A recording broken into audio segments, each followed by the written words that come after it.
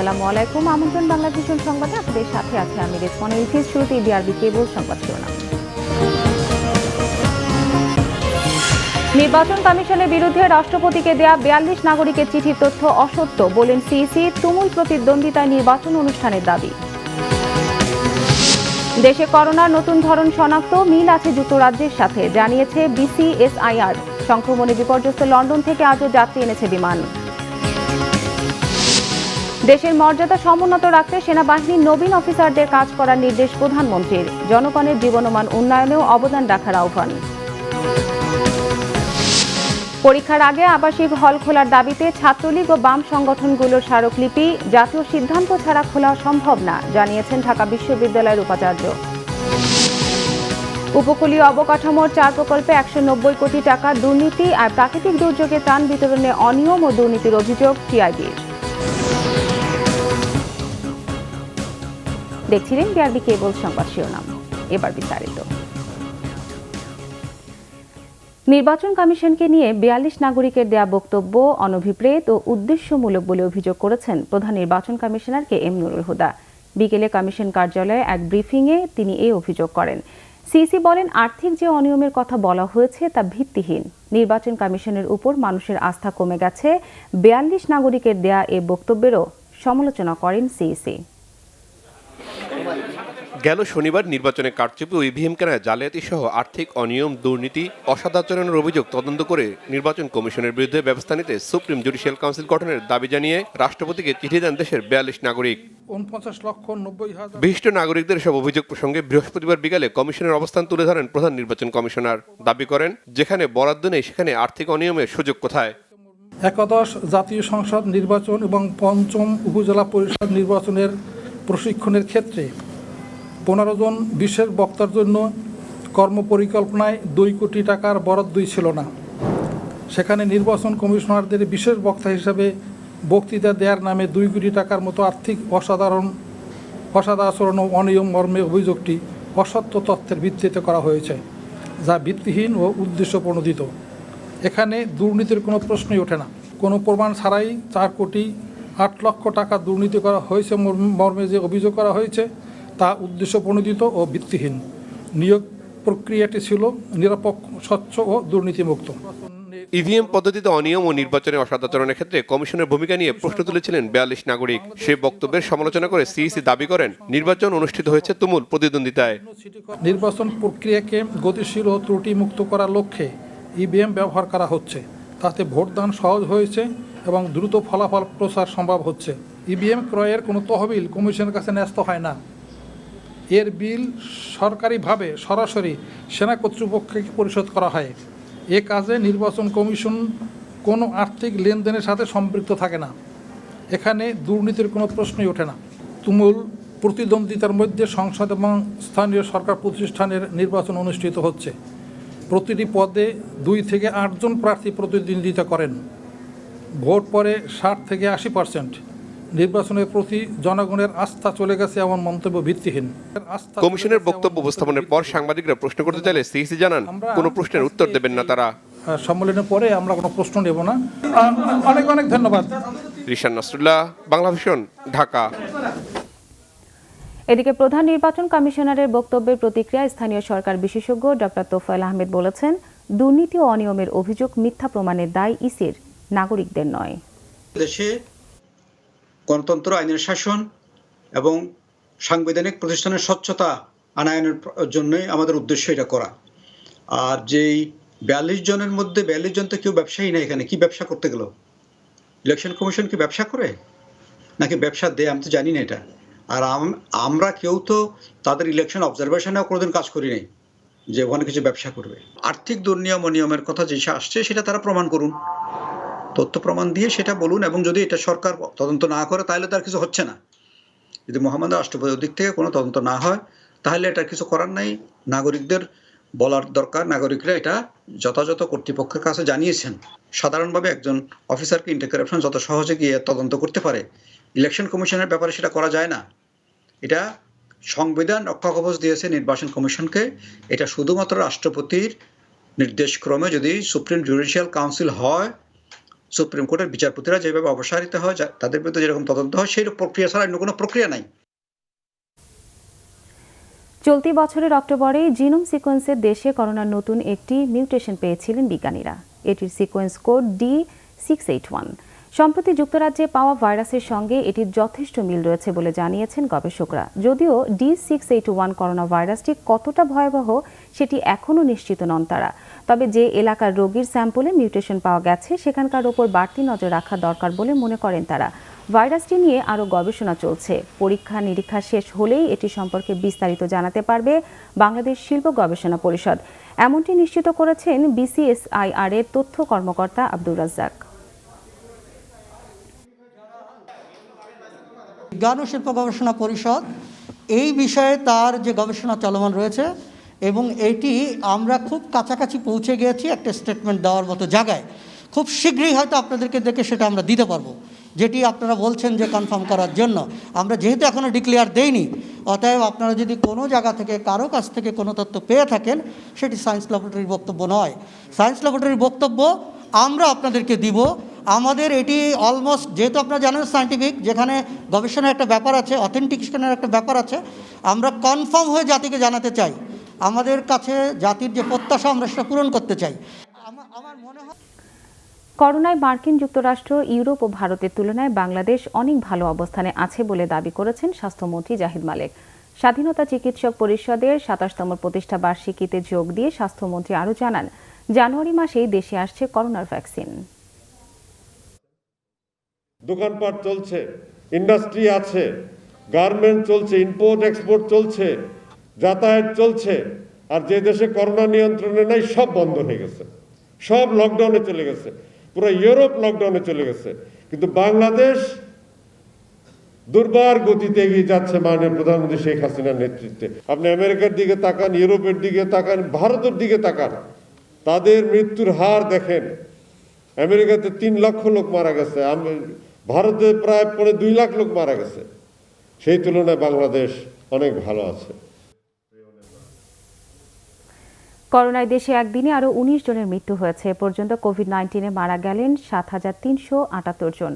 মৃত্যুর হার ১.৪৬%। স্বাস্থ্য অধিদপ্তরের সংবাদ বিজ্ঞপ্তিতে জানানো হয়েছে, গত ২৪ ঘন্টায় ১২৩৪ জনের করোনা শনাক্ত হয়েছে। নতুন পরীক্ষা হয়েছে ১৩,২২৭টি। পরীক্ষা বিবেচনায় শনাক্তের হার ৯.৩৩%। দেশে মোট করোনা আক্রান্তের সংখ্যা দাঁড়ালো ৫,০৬,১০২ জনে। গেল ২৪ ঘন্টায় সুস্থ হয়েছেন ২,৩৪৫। মোট সুস্থ ৪,৪৬,৬৯০ জন। সুস্থতার হার ৮৮.26%। মারা যাওয়া ব্যক্তিদের মধ্যে পুরুষ ১৫ জন, নারী ৪ জন। ১৪ জনের বয়স ৬০ বছরের ওপরে আর ১১ জনের বাড়ি ঢাকা বিভাগে। দেশের মর্যাদা সমুন্নত রাখার পাশাপাশি জনগণের জীবনমান উন্নয়নে কাজ করতে সেনাবাহিনীর নবীন অফিসারদের নির্দেশ দিয়েছেন প্রধানমন্ত্রী শেখ হাসিনা। নিজেদের ওপর অর্পিত দায়িত্ব যথাযথভাবে পালনেরও নির্দেশ দেন প্রধানমন্ত্রী। সকালে চট্টগ্রামে বাংলাদেশ মিলিটারি একাডেমিতে রাষ্ট্রপতি কুচকাওয়াজ অনুষ্ঠানে এসব কথা বলেন প্রধানমন্ত্রী শেখ হাসিনা। বাংলাদেশ মিলিটারি একাডেমির ৭৯তম দীর্ঘমেয়াদী কোর্সের অফিসার ক্যাডেটদের কমিশনিং উপলক্ষে চট্টগ্রাম ভাটিয়ারীর মিলিটারি একাডেমিতে রাষ্ট্রপতি কুচকাওয়াজের এ আয়োজন। গণভবন থেকে ভিডিও কনফারেন্সের মাধ্যমে অনুষ্ঠানে যুক্ত হন প্রধানমন্ত্রী শেখ হাসিনা। এবার সেনাবাহিনীর কমিশনপ্রাপ্ত ৩ জন ফিলিস্তিনি ও ১ জন শ্রীলঙ্কান সহ মোট ১২০ জন ক্যাডেট শপথ নেন। পরে সামরিক বিষয়ে শ্রেষ্ঠত্ব অর্জন করা battalion senior under officer Mohammad Mahmudul হাসানকে প্রধানমন্ত্রীর পক্ষে পুরস্কার দেন সেনাবাহিনী প্রধান জেনারেল আজিজ আহমেদ। নবীন কর্মকর্তাদের উদ্দেশ্যে প্রধানমন্ত্রী বলেন, দেশের স্বাধীনতা ও সার্বভৌমত্ব রক্ষায় বাহিনীর সকল সদস্যদের নিষ্ঠা ও সততার সাথে দায়িত্ব পালন করতে হবে। আমরা যুদ্ধ করে বিজয় অর্জনকারী একটি দেশ, একথাটা সবসময় মনে রাখতে হবে। আমরা বিজয়ী জাতি, জাতির পিতার নেতৃত্বে আমরা মহান স্বাধীনতা যুদ্ধে বা মুক্তিযুদ্ধে বিজয় অর্জন করেছি। কাজে সেই কথাটা মাথায় রেখে সব সময় যেন আমরা মাথা উঁচু করে বিশ্ব দরবারে চলতে পারি, সেভাবেই নিজেকে তৈরি করতে হবে এবং দেশের মান মর্যাদা সমুন্নত রাখতে হবে। আমার ৪১-এর উন্নত সমৃদ্ধ দেশ গড়ার সৈনিক হিসেবে তোমরাই দায়িত্ব পালন করবে, তোমরাই কাজ করবে। সেনাবাহিনীকে যে কোনো দুর্যোগে মানুষের পাশে থাকার নির্দেশনা দেন সরকার প্রধান। মানুষের জন্যই সব কিছু করা, কাজে আমাদের সেনাবাহিনী তো মানুষের জন্যই এই জনগণের সেনাবাহিনী জনগণের পাশেই দাঁড়াবে। এই জন্য যে কোনো দুর্যোগ মোকাবেলায় বা যে কোনো সমস্যায় আমি দেখেছি যে আমাদের সেনাবাহিনী মানুষের পাশে দাঁড়িয়ে তাদের সাহায্য সহযোগিতা করে যাচ্ছে। দেশের উন্নতি হলে সকলেরই উন্নতি হবে। দেশ শান্তিতে থাকলে সবাই শান্তিতে থাকবে। সেই কথাটা সবসময় মনে রেখে এদেশের মানুষের পাশে দাঁড়িয়ে তাদের জীবন মান উন্নয়নের জন্য যথাযথভাবে অবদান রেখে যাবে, এটাই আমরা চাই। করোনার প্রভাব মোকাবেলায় সেনাবাহিনীর ভূমিকার প্রশংসা করে এ ব্যাপারে সবাইকে সতর্ক থাকার আহ্বান জানান প্রধানমন্ত্রী। সৈয়দ আব্দুল মুহিত, বাংলা ভিশন, ঢাকা। করোনা মহামারীতে জাতীয় সিদ্ধান্ত ছাড়া হলগুলো খুলে দেওয়া সম্ভব নয় বলে জানিয়েছেন ঢাকা বিশ্ববিদ্যালয়ের উপাচার্য ডক্টর আখতারুজ্জামান। মাস্টার্স ও অনার্স পরীক্ষা শুরুর আগে ছাত্রছাত্রীদের আবাসিক হলগুলো খুলে দেওয়ার দাবিতে ভিসির কাছে স্মারকলিপি জমা দেয় ছাত্রলীগ ও প্রগতিশীল জোট ছাত্র। ঢাকা বিশ্ববিদ্যালয়ের আবাসিক হল খুলে দেওয়ার দাবিতে ক্যাম্পাসে বিক্ষোভ মিছিল করে প্রগতিশীল ছাত্র জোট। গেল 10 ডিসেম্বর ঢাকা বিশ্ববিদ্যালয়ের একাডেমিক কাউন্সিলের সভায় স্নাতক শেষ বর্ষ ও স্নাতকোত্তর পর্যায়ের ফাইনাল পরীক্ষা সশরীরে নেয়ার সিদ্ধান্ত হয়, কিন্তু প্রশাসন ঘোষণা দেয় যে আবাসিক হল বন্ধ থাকবে। হল খোলাসহ 4 দফা দাবিতে ভিসির কাছে স্মারকলিপি জমা দেয় তারা। একদিকে যেমন আমরা পরীক্ষা চাই, কিন্তু হল না খুলে দিয়ে ছাত্রদেরকে অমানবিক অবস্থার মধ্যে রেখে তারা আজকে বেশিরভাগ ছাত্র ঢাকার বাইরে অবস্থান করছে। তাদেরকে যদি পরীক্ষা দিতে হয় তাদেরকে ঢাকায় অবস্থান করতে হবে, ঢাকায় থাকতে হবে। একই দাবিতে বাংলাদেশ ছাত্রলীগও স্মারকলিপি জমা দেয় ভিসির বরাবর। যারা পরীক্ষা দিবে অবশ্যই তাদেরকে যেন এডমিট কার্ড প্রদর্শন অথবা আইডি কার্ড প্রদর্শনের মাধ্যমে হলেও তাদেরকে হলে অবস্থান রেখে তারপর যেন পরীক্ষা নেওয়া হয়। শিক্ষার্থীদের দাবির সঙ্গে সহমত জানিয়ে উপাচার্য বলেন, কিছু সিদ্ধান্ত হঠাৎ করে নিতে পারে না বিশ্ববিদ্যালয়ের প্রশাসন। ন্যাশনাল সিদ্ধান্ত একরকম, কিন্তু তার মধ্যে ঢাকা বিশ্ববিদ্যালয় এই ধরনের একটা সিদ্ধান্ত নিয়ে পুরো জাতিকে আমি অন্যদিকে নিয়ে যাচ্ছি। তখন কেউ বলবে যে ট্রাম্পের মতো আচরণ করলো। তো ফলে এই বিষয়গুলো মাথায় রেখেই, নইলে আমি তোমাদের ওই মতের সাথে দ্বিমত না, এটার ব্যাপারে জাতীয়ভাবে সিদ্ধান্ত আমাদের লাগবে। ইতিহাস ঐতিহ্য সংরক্ষণ ও শিক্ষার্থী শিক্ষকদের মতামত নিয়ে টিএসসি সংস্কার করার কথাও জানান ডক্টর আখতারুজ্জামান। জিয়া খান, বাংলা ভিশন, ঢাকা। উপকূলীয় অবকাঠামো নির্মাণ সংস্কার ও রক্ষণাবেক্ষণ সংক্রান্ত 4টি প্রকল্পে বরাদ্দ দেয়া 1102 কোটি টাকার মধ্যে 191 কোটি টাকা দুর্নীতি হয়েছে বলে জানিয়েছে ট্রান্সপারেন্সি ইন্টারন্যাশনাল বাংলাদেশ টিআইবি। পাশাপাশি প্রাকৃতিক দুর্যোগে ত্রাণ বিতরণেও অনিয়ম ও দুর্নীতি হয়েছে বলে তথ্য রয়েছে সংস্থাটির কাছে। তবে বাংলাদেশ দুর্যোগ মোকাবেলার সক্ষমতা এখন অনেক দেশ অনুসরণ করছে বলেও জানায় টিআইবি। দুর্যোগ মোকাবেলায় সুশাসনের চ্যালেঞ্জ ও উত্তরণের উপায় শীর্ষক গবেষণার ফলাফল প্রকাশ উপলক্ষে ভার্চুয়াল সংবাদ সম্মেলন করে ট্রান্সপারেন্সি ইন্টারন্যাশনাল বাংলাদেশ টিআইবি। উন্নয়ন তহবিল ও Bangladesh climate change trust fund থেকে উপকূলীয় এলাকায় 19,000 কোটি টাকার প্রকল্প বাস্তবায়ন করা হলেও রাজনৈতিক বিবেচনায় তহবিল বরাদ্দের কারণে প্রাকৃতিক দুর্যোগে সর্বোচ্চ ক্ষতিগ্রস্ত জেলাগুলোতে বরাদ্দ কম বলে জানায় টিআইবি। দুর্যোগ অবকাঠামো নির্মাণে, বিশেষ করে আশ্রয়কেন্দ্র ও বাঁধ নির্মাণ এবং বাঁধ সংরক্ষণের ক্ষেত্রে রক্ষণাবেক্ষণে অনিয়ম ও দুর্নীতির ব্যাপক অভিযোগ রয়েছে। দুর্নীতির কারণে জনদুর্ভোগ এবং আর্থিক ক্ষতি হলেও জড়িতদের জবাবদিহিতার খুব একটা কার্যকর দৃষ্টান্ত দেখা যায় না। 4টি প্রকল্প সম্পর্কে যে পর্যবেক্ষণ এই গবেষণার আওতাভুক্ত, সেখানে 14 থেকে 76% পর্যন্ত যে প্রাকৃতিক ক্ষতি হয়েছে দুর্নীতির কারণে, সেই চিত্রটা তুলে ধরেছি আমরা। প্রকল্প বাস্তবায়নে দীর্ঘসূত্রিতা সহ দুর্যোগ ব্যবস্থাপনা সংক্রান্ত কার্যক্রমে দুর্নীতি, অনিয়ম ও অপচয় বন্ধে জবাবদিহিতা প্রতিষ্ঠার উপর গুরুত্ব আরোপ করা হয় টিআইবির গবেষণায়। পাশাপাশি দুর্যোগের সময় ত্রাণ বিতরণে অনিয়মের অভিযোগ করা হয়। আমরা ত্রাণ বিতরণে দুর্নীতির চিত্র দেখেছি। দুর্নীতি সংঘটিত হয়েছে, বিশেষ করে বিতরণ কার্যক্রমে স্বচ্ছতা, জবাবদিহিতা এবং হয় না, ন্যায্যতা এবং অংশগ্রহণ নিশ্চিত করা হয় না, যার ফলে প্রকৃত ক্ষতিগ্রস্ত যারা তারা অনেক সময় ত্রাণ সহায়তা থেকে বঞ্চিত হয়। দুর্যোগের ফলে বাস্তুচ্যুত পরিবারগুলোর জীবিকার পুনঃপ্রতিষ্ঠা, নতুন জীবিকার সুযোগ সৃষ্টি ও দুর্যোগ মোকাবেলায় তাদের সক্ষমতা তৈরিতে কার্যকর ব্যবস্থা গ্রহণ ও বাস্তবায়নের উপর গুরুত্ব আরোপ করে টিআইবি। জাহাঙ্গীর আকন্দ, বাংলা ভিশন, ঢাকা। বেসরকারি টেলিভিশনে টিআরপি নির্ধারণে নানা অসঙ্গতি রয়েছে বলে জানিয়েছেন তথ্যমন্ত্রী ডক্টর হাসান মাহমুদ। তিনি বলেন, এসব অসঙ্গতি দূর করতে আগামী সপ্তাহে একটি কমিটি গঠন করে কৌশল ঠিক করা হবে। তথ্যমন্ত্রী বলেন, রাষ্ট্রের অনুমোদন ছাড়া কোনো বেসরকারি প্রতিষ্ঠান টিআরপি নির্ধারণ করার অধিকার রাখে না।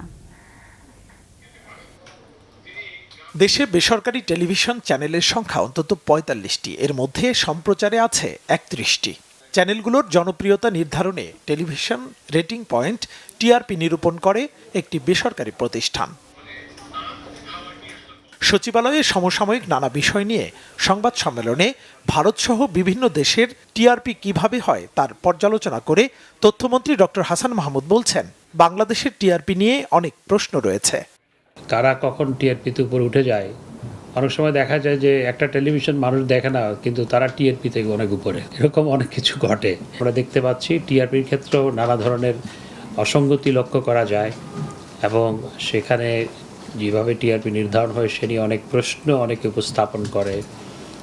সুতরাং এই প্রশ্নের নিরসন হওয়া প্রয়োজন এবং কোনো একটি প্রাইভেট সংস্থা রাষ্ট্রীয় অনুমতি ছাড়া টিআরপি দেওয়ার কোনো এখতিয়ার রাখে না। সুতরাং এটি একটি নিয়ম নীতির মধ্যে আসা প্রয়োজন। টিআরপি নির্ধারণের কৌশল ঠিক করার পাশাপাশি অংশীজনদের নিয়ে কমিটি গঠনের কথাও বলেন তথ্যমন্ত্রী। আমরা আগামী সপ্তাহে এই টিআরপি কিভাবে নির্ধারিত হবে সেটির জন্য অর্থাৎ কৌশল প্রণয়নের জন্য একটি কমিটি গঠন করে দিব। এটা সেই কমিটি নির্ধারণ করবে কিভাবে টিআরপি নির্ধারিত হবে। এটা আমরা আগামী সপ্তাহে এই নিয়ে একটা অংশীজনদের নিয়ে আমরা একটি কমিটি করে দিব, তারা কৌশল নির্ধারণ করবে কিভাবে টিআরপি নির্ধারিত হবে।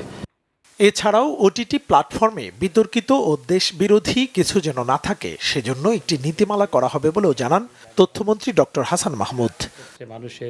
মুহিবুল্লাহ মুহিব, বাংলা ভিশন, ঢাকা।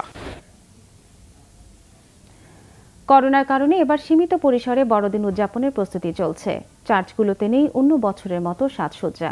সন্ধ্যা 7টায় ফার্মগেটের জপমালা রানীর গির্জায় খ্রিস্টজাগ অনুষ্ঠিত হয়েছে। রাত 8:30টায় কাকরাইলের সেন্ট মেরিজ ক্যাথেড্রালে খ্রিস্টজাগ অনুষ্ঠিত হবে। এর আগে সন্ধ্যায় এই গির্জা পরিদর্শন করেন ডিএমপি কমিশনার মোহাম্মদ শফিকুল ইসলাম।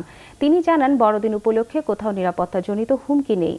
অনুষ্ঠানটিকে শান্তিপূর্ণ করতে 4 স্তরের নিরাপত্তা ব্যবস্থা নেওয়ার কথাও বলেন তিনি।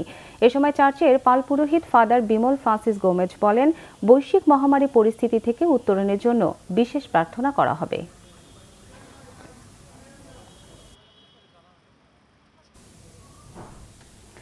দর্শক, রাজধানী কাকরাইল গির্জায় চলছে বড়দিন আয়োজনের প্রস্তুতি। সেখানে আছেন আমাদের রিপোর্টার শিহাব হোসেন। আমরা আপনাদের সরাসরি নিয়ে যাচ্ছি সেখানে।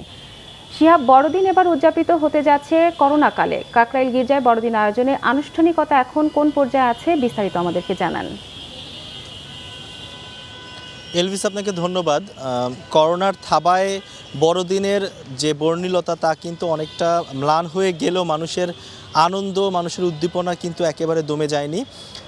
রাজধানীতে বড় বড় যেসব হোটেল রয়েছে, বড় বড় যেসব সুপার শপ মার্কেট রয়েছে এবং বাসাবাড়িতেও ব্যক্তিগত উদ্যোগে আলোতে সাজানো হয়েছে। তবে গির্জাগুলো যেগুলো রয়েছে, যেমন আমি এখন দাঁড়িয়ে আছি কাকরাইলের সেন্ট মেরিজ ক্যাথেড্রালে, এখানে আমরা অন্যান্য বছর এসে যেটি দেখেছিলাম যে এখানে প্রচুর আলো দিয়ে আলোকসজ্জা করা হয় এবং সুরের মূর্ছনা এখানে একটা উৎসবমুখর পরিবেশ থাকে। কিন্তু এবছর আসলে করোনার কারণে কিন্তু এখানে কোনো রকম কোনো সাজসজ্জা করা হয়নি এবং মানুষজনও আসছেন খুব অল্প করে। এবং চার্চের পক্ষ থেকেও যেটি জানানো হয়েছে যে তারা আসলে সীমিত পরিসরেই বড়দিন উদযাপনকে অনুপ্রাণিত করছেন। তো এখানে এখনও অনেক মানুষ আসছেন, যাদের সাথে কথা বলে জানা গেছে যে অনেকে হয়তো করোনার কারণে নিজে থেকেও বড়দিনের আয়োজনে হয়তো সেভাবে আসছেন না, ঘরে থেকেই উদযাপনের চেষ্টা করছেন। এখানে আর কিছুক্ষণ পরে রাত 8:30টায় খ্রিস্টজাগের অনুষ্ঠান অনুষ্ঠিত হবে এবং রাত 10টায় পরবর্তীতে ইংরেজিতে সেই খ্রিস্টজাগের অনুষ্ঠানটি হবে। এবং এর আগে ফার্মগেট যে চার্চ রয়েছে সেখানে সন্ধ্যা 7:30টায় খ্রিস্টজাগ অনুষ্ঠিত হয়েছে এবং আবারও সেখানে রাত 10টায় খ্রিস্টজাগ অনুষ্ঠিত হবে। তো এলভিস, এখানকার এই ছিল আমার কাছে সর্বশেষ খবর। শিহাব, আপনাকে দর্শক কাকরাইলের গির্জা থেকে সেখানকার সবশেষ অবস্থা জানাচ্ছিলেন আমাদের সহকর্মী। করোনা মহামারীকে পুঁজি করে প্রতারক শাহেদ ও ডাক্তার সাবরিনার রিপোর্ট জালিয়াতির ঘটনা ছিল বছর জুড়ে আলোচিত। নোয়াখালীর বেগমগঞ্জে গৃহবধূ নির্যাতন ও সিলেট এমসি কলেজ ছাত্রাবাসে স্বামীকে বেঁধে স্ত্রীকে ধর্ষণের ঘটনাও দেখেছে দেশবাসী। আর পুলিশের হাতে অবসরপ্রাপ্ত মেজর সিনহাকে গুলি করে খুনের ঘটনা তো ছিলই, পাশাপাশি এমপি পুত্র ইরফান সেলিমের ক্ষমতার অপব্যবহার ও গোল্ডেন মনিরের দুর্নীতিও কম আলোচিত হয়নি বছর জুড়ে।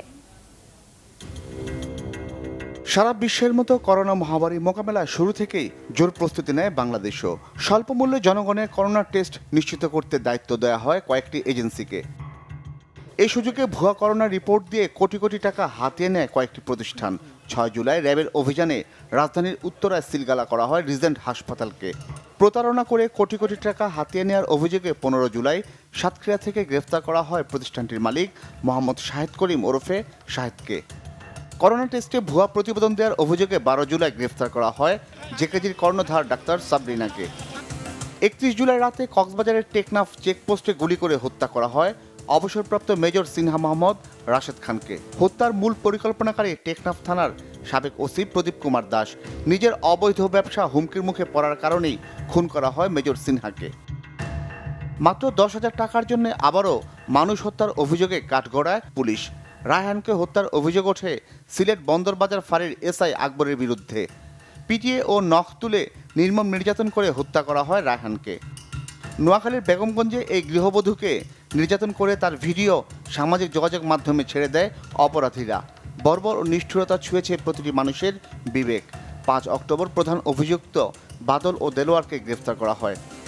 25 সেপ্টেম্বর সিলেট এমসি কলেজ ছাত্রাবাসে স্বামীকে বেঁধে স্ত্রীকে ধর্ষণ করে ছাত্রলীগ নেতারা। ধর্ষণের প্রতিবাদে ফুঁসে ওঠে সারা দেশ।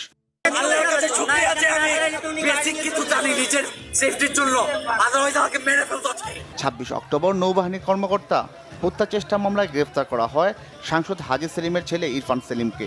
এই ঘটনায় র্যাবের অভিযানে ইরফান সেলিমের চকবাজারের বাড়ি থেকে উদ্ধার করা হয় অস্ত্র, মাদক ও 38টি ওয়াকিটকি সহ বিভিন্ন অবৈধ সরঞ্জাম। 22 নভেম্বর রাজধানীর বাড্ডায় র্যাবের অভিযানে গ্রেফতার করা হয় স্বর্ণ চোরাকারবারি ও ভূমিদস্যু গোল্ডেন মনিরকে। অভিযানে উদ্ধার করা হয় 600 ভরি স্বর্ণ, টাকা পয়সা, বিদেশি মুদ্রা ও অবৈধ অস্ত্র। পরে তদন্তে প্লট, ফ্ল্যাট, জমি, বহুতল ভবনসহ তার আরও অবৈধ সম্পদের সন্ধান পাওয়া যায়। বছর জুড়ে আলোচিত এসব ঘটনায় নানাভাবে সমালোচিত হয়েছে প্রশাসন। ঢাকা বিশ্ববিদ্যালয়ের আইনের শিক্ষক শেখ হাফিজুর রহমান কার্জনের মতে আইনের শাসনের অনুপস্থিতি ঘটনাগুলোর জন্য দায়ী। কারণ অপরাধ সব সমাজেই কম বেশি হয়, কিন্তু অপরাধ যদি হয় তাহলে পরে অপরাধীদের শাস্তিটাও দিতে হবে। যারা অপরাধ করে তাদের 15 জনকে বড়জন শাস্তি দিতে পারেন, বাকি 85 জনকে আপনি শাস্তি দিতে পারেন না। এর মধ্য দিয়ে আপনার উন্মোচিত হয় যে আপনার ফৌজদারি ন্যায় বিচার ব্যবস্থা অকার্যকর। সুশাসন নিশ্চিত করে, আইনের শাসন নিশ্চিত করে, পুলিশের পেশাদারিত্ব এবং জবাবদিহিতা নিশ্চিত করে এই ধরনের অপরাধ কমপক্ষে 60 থেকে 70% অপরাধ কমানো সম্ভব। দায়ীদের আইনের আওতায় এনে দৃষ্টান্তমূলক শাস্তি নিশ্চিতের পাশাপাশি কঠোর নজরদারি দরকার বলে অভিমত এই অপরাধ বিশ্লেষকের। পুলিশ বছরে এই করেছে। জিয়া খান, বাংলা ভিশন, ঢাকা। হেফাজত নেতাদের বিরুদ্ধে মামলা সরকার করেনি বলে জানিয়েছেন স্বরাষ্ট্রমন্ত্রী আসাদুজ্জামান খান কামাল। তিনি বলেন, এতে সরকার হস্তক্ষেপও করে না। খাগড়াছড়ির আঞ্চলিক পাসপোর্ট অফিস থেকে ভিডিও কনফারেন্সের মাধ্যমে ই পাসপোর্ট কার্যক্রম উদ্বোধন শেষে সাংবাদিকদের তিনি একথা বলেন। মামলা সরকার করে নাই, আপনারা সেটা নিশ্চয়ই জানেন। তারা যারা মনে করেন তারা সংক্ষুব্ধ হয়েছেন, যারা মনে করেন অন্যায় হয়েছে তারা মামলা করেছে। তারা মামলা উঠিয়ে নিলে আমাদের তো কিছু করার নাই। আমরা সরকার এই মামলা করেনি। আমরা এই মামলা যারা করেছেন উঠিয়ে নেবেন কিনা না নেবেন এটা তাদের ব্যাপার, শুধু বঙ্গবন্ধুর ভাস্কর্য নয়। আপনার পাশাপাশি দেখেছেন আমাদের বাঘা যতীনের ভাস্কর্য ভাঙচুর হয়েছে। আমরা মনে করি এগুলি বাংলাদেশের কৃষ্টি, বাংলাদেশের সম্পদ, কাজেই এগুলি সুরক্ষার দায়িত্ব মনে করি সবার, শুধু এই জনগণেরও এই দায়িত্ব রয়েছে। বিএনপি জনবিচ্ছিন্ন হয়ে রাজনৈতিক আইসোলেশনে আছে বলে মন্তব্য করেছেন আওয়ামী লীগ সাধারণ সম্পাদক ওবায়দুল কাদের। তিনি বলেন, এই কারণেই বিএনপি নেতারা সরকারের উন্নয়ন দেখতে পান না। সরকারি বাসভবনে ব্রিফিংকালে ওবায়দুল কাদের বলেন, বিএনপি মহাসচিবের সরকারের বিরুদ্ধে বিষোদাগার সমালোচনা নয়, প্রতিহিংসা ও মিথ্যাচার। তিনি আরও বলেন, বিশ্বের বিভিন্ন দেশ যখন করোনা মহামারী নিয়ন্ত্রণে হিমশিম খাচ্ছে, তখন সরকারের জীবন জীবিকার নিরাপত্তা বিধানে গৃহীত পদক্ষেপ বিশ্বব্যাপী প্রশংসিত হচ্ছে। বিএনপির যুগ্ম মহাসচিব রুহুল কবির রিজভী বলেছেন, জনগণের ভোটে নির্বাচিত নয় বলেই সীমান্ত হত্যার প্রতিবাদ করে না সরকার। দ্বিতীয় দিনের মতো কুড়িগ্রাম পৌরসভা নির্বাচনে বিএনপির প্রার্থী শফিকুল ইসলাম বেবুর পক্ষে প্রচারণা চালানোর সময় সাংবাদিকদের তিনি একথা বলেন।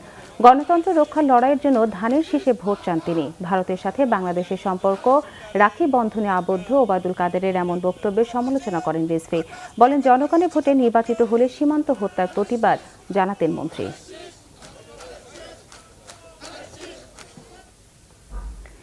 পুলিশি নির্যাতনে প্রতিবন্ধী রিকশা চালক নিহতের প্রতিবাদে রংপুরের সড়ক অবরোধ ও বিক্ষোভ করেছে বিক্ষুব্ধ এলাকাবাসী। কারাগারে পাঠানো হয়েছে অভিযুক্ত পুলিশ কনস্টেবল হাসান ও তার স্ত্রী সাথী বেগমকে।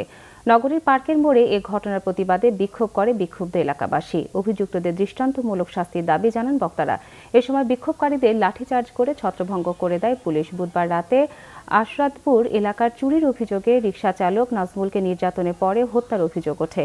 হত্যা মামলা করে নিহতের স্বজনরা। রাতেই গ্রেফতার করা হয় অভিযুক্ত পুলিশ কনস্টেবল হাসান ও তার স্ত্রী সাথী বেগমকে। দুপুরে তাদের আদালতে নিয়ে 5 দিনের রিমান্ড চায় পুলিশ। আদালত তা নামঞ্জুর করে কারাগারে পাঠানোর নির্দেশ দেন। 13 জানুয়ারি থেকে শুরু হবে প্রিমিয়ার ফুটবল লিগ। বাফুফের নির্বাহী সভায় আজ নতুন বছরে লিগ শুরুর বিষয়টি অনুমোদন হয়।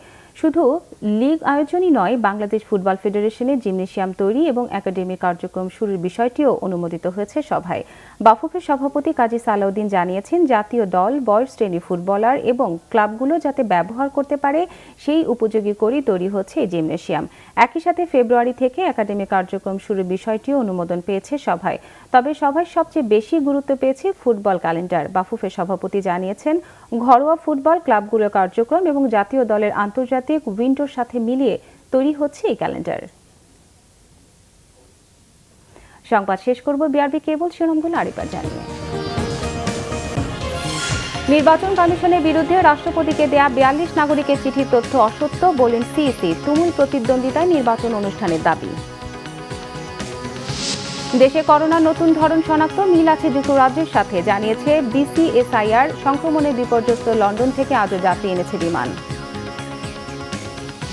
দেশের মর্যাদা সমুন্নত রাখতে সেনাবাহিনী নবীন অফিসারদের কাজ করার নির্দেশ প্রধানমন্ত্রীর। জনগণের জীবনমান উন্নয়নেও অবদান রাখার আহ্বান। পরীক্ষার আগে আবাসিক হল খোলার দাবিতে ছাত্রলীগ ও বাম সংগঠনগুলোর স্মারকলিপি। জাতীয় সিদ্ধান্ত ছাড়া খোলা সম্ভব না, জানিয়েছেন ঢাকা বিশ্ববিদ্যালয়ের উপাচার্য। উপকূলীয় অবকাঠামোর 4 প্রকল্পে 190 কোটি টাকার দুর্নীতি আর প্রাকৃতিক দুর্যোগে ত্রাণ বিতরণে অনিয়ম ও দুর্নীতির অভিযোগ টিআইবির।